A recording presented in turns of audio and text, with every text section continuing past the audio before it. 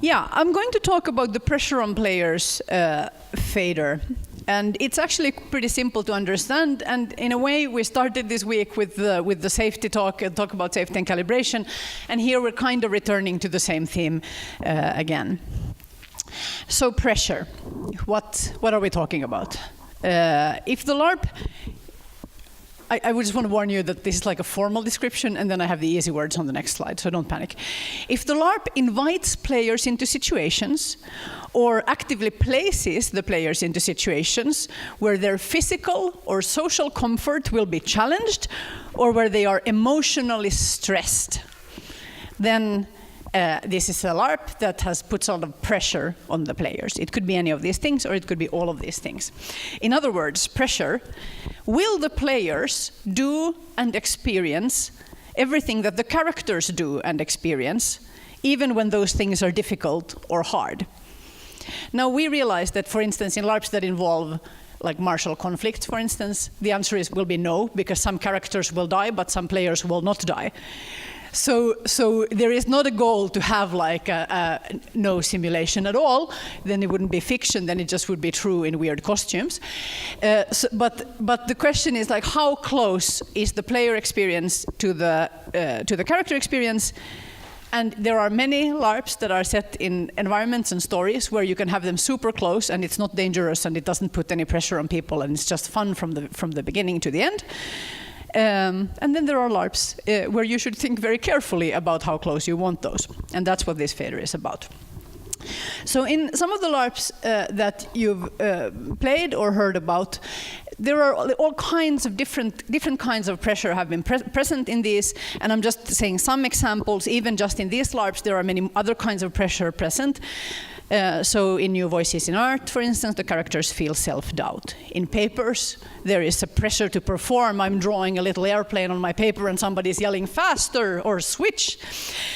In College of Wizardry, which is a fun LARP, there are some themes that players can choose to engage with, which are about bullying, for instance. It's set in a school, and there is metaphorical racism present in the fiction.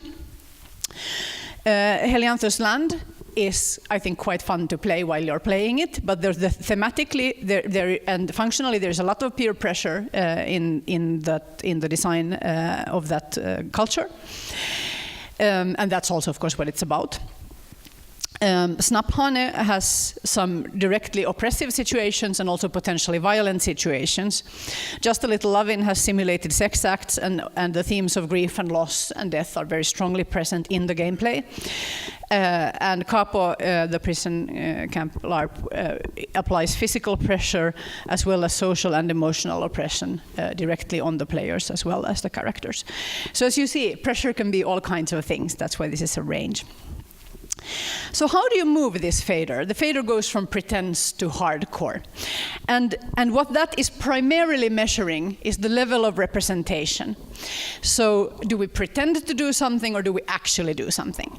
And the representation, or replacements, to control the representation level, you can replace things that are really dangerous with stuff or high pressure with stuff or actions that are much safer.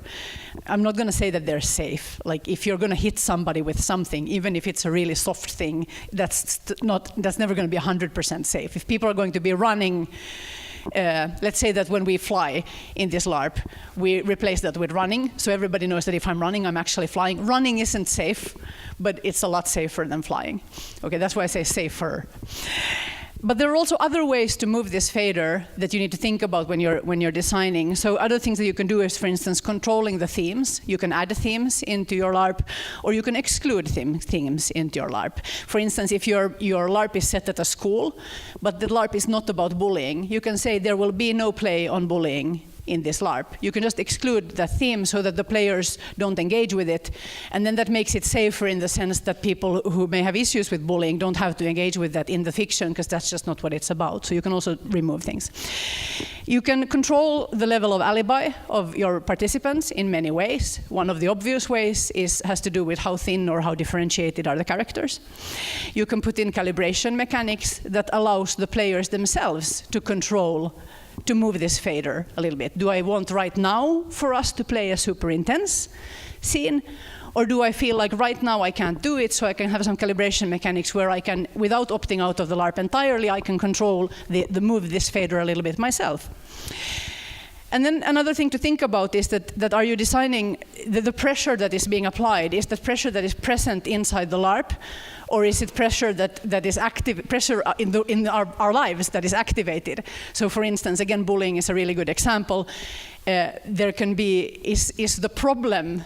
Or is the challenge for the player that their character is being bullied, or is it that when they engage with bullying in general, they're reminded about stuff that's happening in their lives? And those are two different kinds of pressure that you can choose to deploy, and also if you don't want to deploy it, you have to think about how to design against it. And all of these are ways to shift this fader. You could also shift this fader by accident. And in fact, this is, I think, one of the most common ways to move this fader. When we're talking about how much pressure are you putting on your players, it's almost always moved through incompetence or bad luck. And this is also one of the reasons why you have to try and design for this, because something will always happen that will move this fader in ways that you can't quite predict. And some of them you could predict if you just worked a little harder. So for instance, logistical failures. Have you forgotten to buy food for your participants? Then that is incompetence, but it will also put a lot of more pressure on them because they will be hungry. Bad safety or calibration systems. You maybe haven't tested your game mechanics or your systems, and then you realize in play that they don't actually work. That is also incompetence, that's your fault, but the consequence of this is that it's going to add more pressure on the player. Maybe there will be a freak flood, or the electricity goes out. That's maybe not your fault, but it also will add pressure on your players. If you are acting unreliably, for instance, screaming at your co-organizers, or even worse, screaming at your participants because you are stressed, then they won't trust you.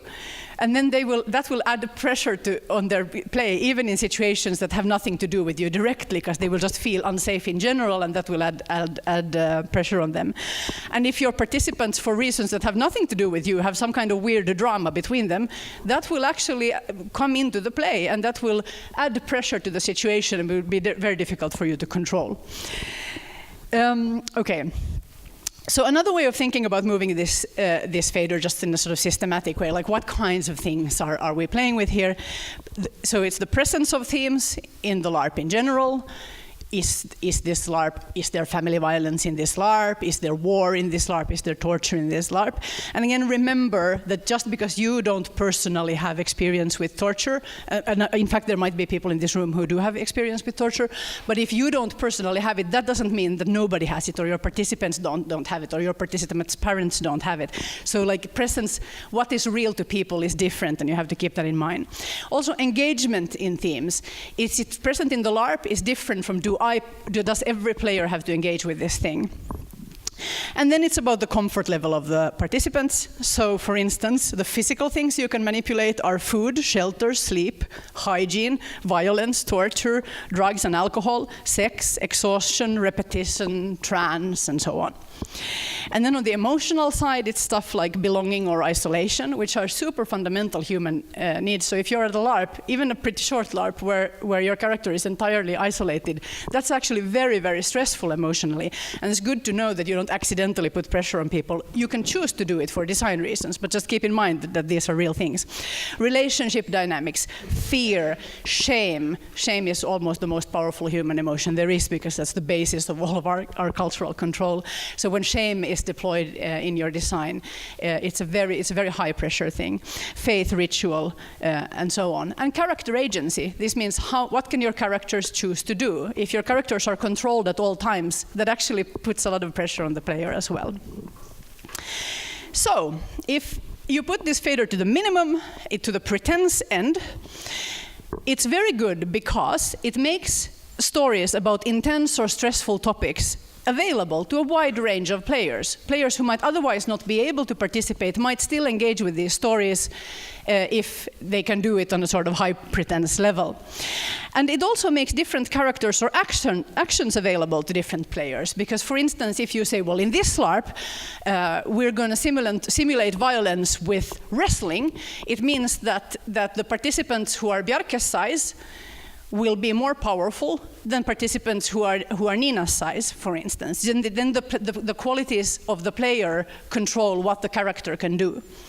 So if you move the fader to the pretense end, it makes more kinds of actions and characters available to more players. On the other hand, there are also some negatives, or questions that you may, consequences. So for instance, the character might be experiencing something very physical or emotional, but the player is maybe only intellectually engaging with it, because we might not actually be doing it. We might be talking about what's happening to the characters right now. And why is this on this slide? I don't know, it says playing is impossible if discomfort is too high. That should clearly be on the other side. I apologize for this. So, I suppose it means that, well, playing is possible if comfort is high, is what I'm trying to say. But yeah, so this should be the opposite here. So if the player's experience is very far removed from the character's experience, they might reach a point where they can't even imagine what it is. At the other end, we have then what's called hardcore. I don't like this word because it sounds awesome. And that's why I immediately put the most important negative side of designing in this way. Here is it might create a destructive out-of-play dynamic among your participants where it's considered cool to tolerate intense play. And it might actually be cool to experience these things, like for yourself as a participant. If you think it's cool to go and experience some intense things, that's totally fine. But don't brag to your friends, because that will create pressure on them to also experience stuff that they might not want to experience. So that's actually a real risk that you take if you design LARPs like this in general, and you invite people to participate in these kinds of experiences. You always want to tell people that your LARP is the coolest thing ever. Of course you do, no matter how it's designed. But if you're telling people that it's really, really cool to do like dangerous things, and we're going to go to the Czech Republic and we're going to play this LARP about soldiers marching in Siberia, and it will be really cold. This is a real LARP, which I think, from what I hear, it's really cool. I'm never going to play it because I don't like to freeze. And I also don't like to march for tens of kilometers in the snow. That is not my understanding of like an awesome experience. But if you love that, fantastic. But let's not create a culture where the cool participants are those who want to torture themselves in this way. Also, a negative side with very high pressure LARPs is that, of course, it does add risk. And it does add risk. You're doing riskier things.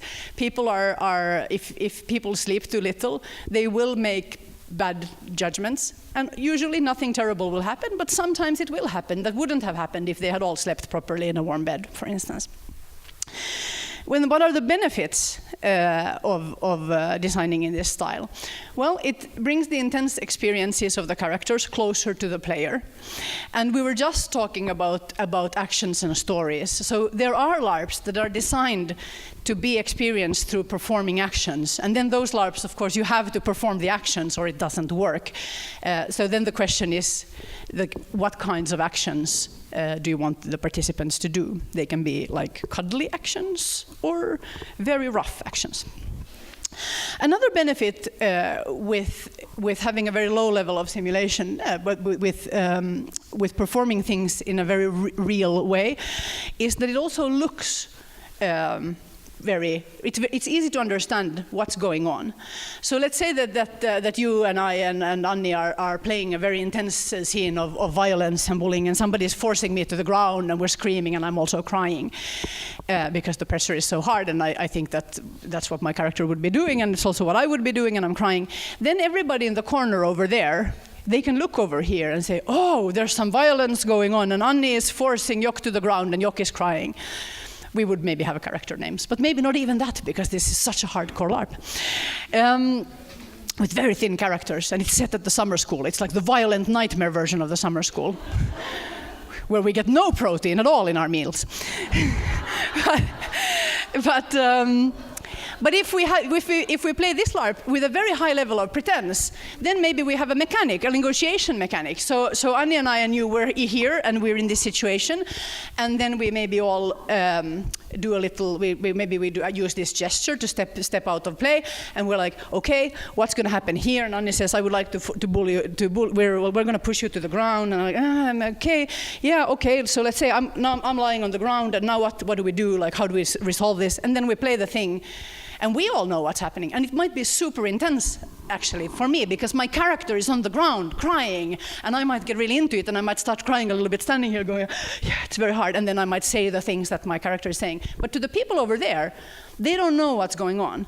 So for them, they're like, okay, something's happening, and then they have to be like, I wonder what's going on over there, and they have to come closer to be able to engage with the thing, and then maybe we have to be like, so she's lying on the ground, and you see, so this is not a bad way to role play. In fact, like most of the American continent, for instance, operates with these systems, and it works super well. And it has all of those other benefits, but it's a design choice that you make. So one thing that you make that becomes available to you is that the visual surface of the actions and the emotional experience of the physical things that are happening become playable in a different way inside the LARP. Yes. So some design questions finally for you to ask yourself. Are your players LARPing voluntarily? If they are not there of their free will, probably you should have a very low level of pressure because they have not chosen to be there. Should this LARP be available for all players? Because if you want to put a lot of pressure on the players, it means that not everyone can play that LARP. That's okay. Not all LARPs are for everybody. They're not. But you have to understand that this is an important design question. How important is the visual surface of the LARP? How important is the player's comfort to you? And what level of risk are your participants comfortable with? Because if you already know who you're organizing for, it's a better idea to ask them than to just ask yourself what you think would be cool. And then most fundamentally, as with all of these faders, what is your LARP about? What are you trying to achieve here? Because you always design relative to a vision. You have to have a goal of what you're trying to achieve, and then you make the choices that serve that purpose. So if your LARP is not about bullying, it's just having bullying in the LARP just adds pressure for no reason. That is an inelegant design. I think it's also like emotionally risky, and that's a reason not to do it. I mean, obviously, like I care about safety, don't take risks with people, but I care even more about design, and I want design to be beautiful and coherent and consistent. What are you trying to achieve, and what are the choices that will allow you to do that in the best possible way together with your participants? Thank you.